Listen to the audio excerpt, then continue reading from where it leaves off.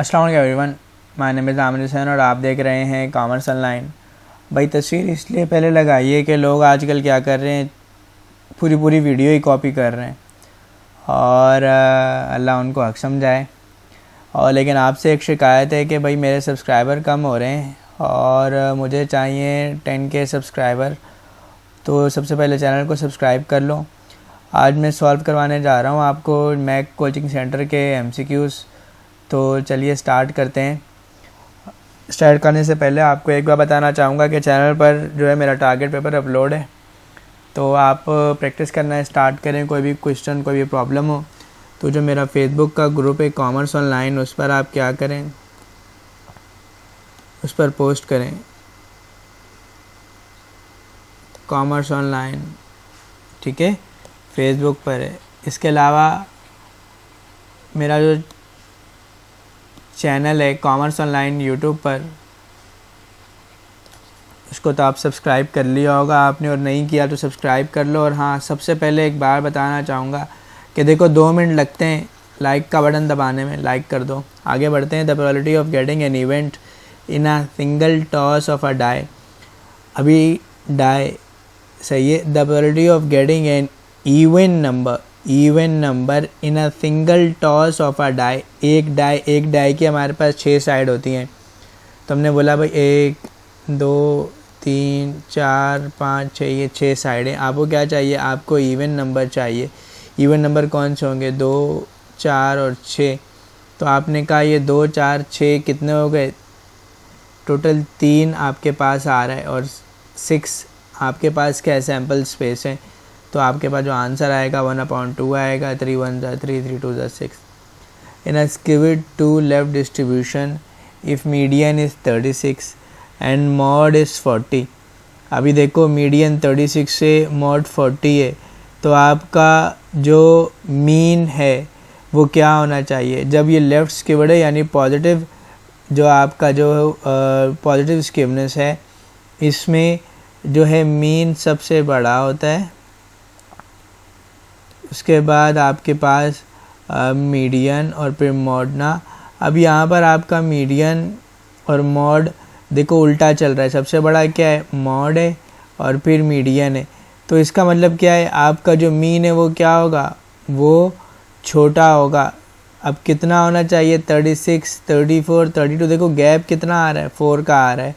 तो आपका जो मीन होगा वो 32 होगा।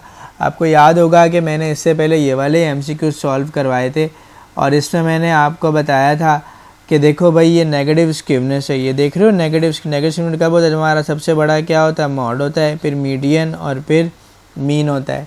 तो सेम यहाँ पर भी अगर आप बगौर देखें, ठीक है, यहाँ पर बगौर देखें तो आपको अंदाज़ा होगा कि भाई हाँ ये हमारी जो है ये नेगेटिव स्क्विडनेस है और इसमें मेरा जो सबसे बड़ा क्या है, मॉड है, और फिर मेरा क्या होना है, मीडियन है, और फिर मेरे पास क्या होना है, मीन है। तो अब मॉड 40 है, मीडियन 36 है, तो डेफिनेटली जो मीन होगा वो क्या होगा, वो 4 लेस कर दो 32 होगा, ठीक है। अच्छा, नेक्स्ट है the median of the data. अभी इस मीडियन निकालना है डाटा का। जब भी मीडियन निकालते हैं डाटा को पहले एरे में कन्वर्ट करते हैं, एरे -4। एरे का मतलब है डाटा को असेंडिंग ऑर्डर में, यानी सबसे कम फिर उससे कम फिर उससे कम, इस तरह से आपने क्या करना है, अरेंज करना। मेरे पास सबसे बड़ा आ गया, फिर उससे छोटा, फिर उससे छोटा, फिर उससे छोटा, फिर सबसे छोटा, यानी हमने इसको असेंडिंग ऑर्डर में करना है। सबसे छोटा, फिर उससे बड़ा, फिर उससे बड़ा, फिर उससे बड़ा। तो -4 0 3 7 10 15 ये मेरे पास असेंडिंग ऑर्डर में आ गए। अब मीडियन ऑफ द डाटा मालूम करना है। एक यहाँ से कट करेंगे, एक यहाँ से, एक यहाँ से, एक यहाँ से, 3 और 7 बीच में आ रहे हैं, इन दोनों को प्लस कर देंगे और 2 से डिवाइड कर देंगे। तो मेरा जो मीडियन आ रहा है वो 5 आ रहा है। एनी क्वांटिटी और characteristics calculated from the sample is called. कोई भी जो क्वांटिटी है या करेक्टरिस्टिक जो कि हम सैम्पल से कॉल करते हैं, तो सैम्पल से जो भी क्वांटिटी की करेक्टरिस्टिक को कॉल करेंगे तो ये हमारे पास स्टैटिस्टिक्स कहलाता है। पॉपुलेशन की करेक्टरिस्टिक्स पैरामीटर कहलाती है। बोल रहे A and B are independent event, P A 0.5 है, पी बी 0.7 है, E intersection B. E intersection B का मतलब है ए और बी को आपस में मल्टीप्लाई कर दो, आपने कहा मैं पी ए को मल्टीप्लाई कर देता हूँ अगर पी बी से, तो मेरा आंसर आ जाएगा 0.35। बोल रहा है the following distribution the mod क्या होगा, अब आपको ये मालूम करना है। देखो मॉड क्या होता है, मैक्सिमम वैल्यू जिसमें आती है, मैक्स जो रिपीटेड वैल्यू है, मोस्ट फ्रीक्वेंट वैल्यू है। अभी देखो 10 यहाँ पर भी है, 10 यहाँ पर भी है, ठीक है। तो इसका मतलब जो मॉड है वो इन दोनों के दरमियान में होना चाहिए। तो मेरा जो ख्याल है जो हमारा जो मॉड होगा वो क्या होगा, वो 20 होगा। If an index number with 2000 is equals to 100 has value of 108 in 2005 and 128 in 2009, then the index for 2009 if the base year is 2005। देखो सबसे पहले बोल रहे हैं बेस जो है ना वो चेंज कर रहे हैं, बेस चेंज करके क्या लेकर आ रहे हैं, 2005 लेकर आ रहे हैं, बेस 2005 लेकर आ रहे हैं। तो आपने बोला कोई मसला नहीं है, मेरे पास क्या फार्मूला होगा बेस का, आपने कहा पी एन पी ओ, ये हमारे पास फार्मूला है। अभी 2009 में आपके पास ईयर कितना है, 128 बता रहे हैं, और इस बार बेस 9 लेकर आ रहे हैं, हमारे पास बेस 2005 की लेकर आ रहे हैं, और 2005 में कितना है, 108 है। आप इन दोनों को डिवाइड कर दो और मल्टीप्लाई बाय 100 कर दो, 128 डिवाइडेड बाय 108 मल्टीप्लाई बाय 100, तो ये 118.5 आपका आंसर आएगा। जो भी बेस ईयर होता है वो नीचे होता है। बेस ईयर 2005 की प्राइस हमारे पास अभी 2005 की प्राइस को नीचे रखना है और 2009 की प्राइस को क्या रखना है, ऊपर रखना है, ठीक है। फिर बोल रहा है a team of 11 cricket players can be selected from a camp of 20 players. आपको 20C11 मालूम करना है, और मैंने ये जो कम्बिनेशन है ये डायरेक्ट कैलकुलेटर से किस तरह मालूम करते हैं ये चैनल पर बताया हुआ है। आप लाजमी क्या करिएगा, देख लीजिएगा, आपके लिए आसानी हो जाएगी कि जो कम्बिनेशन है ये किस तरह मालूम करेंगे। तो आपने 20C11 करना है, ये आपके पास आ रहा है 167960। फिर बोल रहे हैं mod can be graphically located on. तो मॉड को हम जो है हिस्टोग्राम के थ्रू क्या करते हैं ये बताते हैं। इस तरह से देखो ये बार डायग्राम बनी हुई है, इस तरह से बार डायग्राम बनाते हैं, और ये यहाँ से कट, ये यहाँ से कट, जो सेंटर वाली वैल्यू आ रही है, इस तरह से ये हम मॉड बना रहे होते हैं। फिर if a coin is toss 5 times then the total possible outcome will be. देखो हमारे पास एक कॉइन की कितनी साइड होती हैं, 2। अगर मैं कॉइन को 3 बार टॉस करता हूँ, इसका मतलब 2 मल्टीप्लाई बाय 2 मल्टीप्लाई बाय 2 8 हो जाएगा।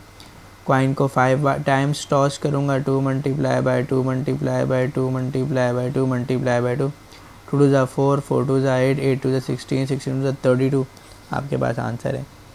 Histogram is a graph of, हमारे पास फ्रीक्वेंसी डिस्ट्रीब्यूशन का ग्राफ होता है।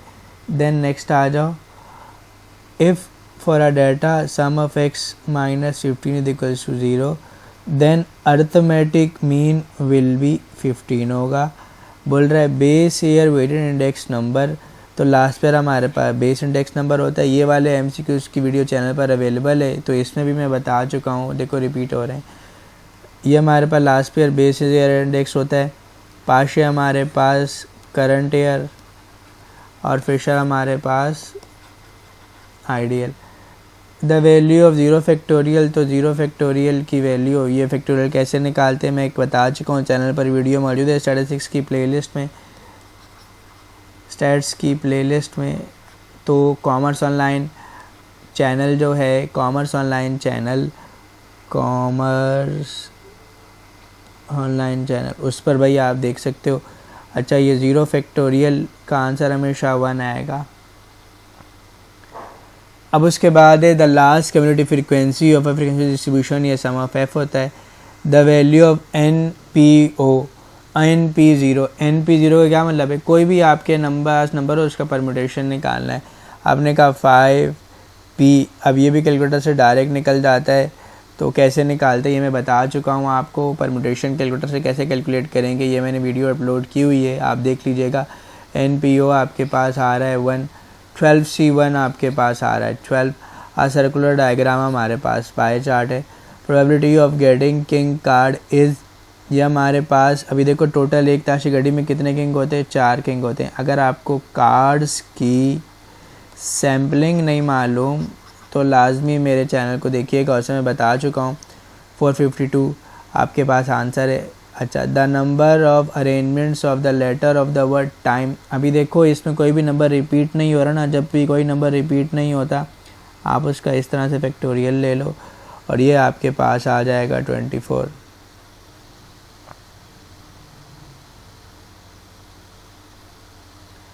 So that's it. बाकी इसके क्वेश्चन है नीचे बहुत ही आसान है और उसको मालूम करना कोई मुश्किल नहीं है।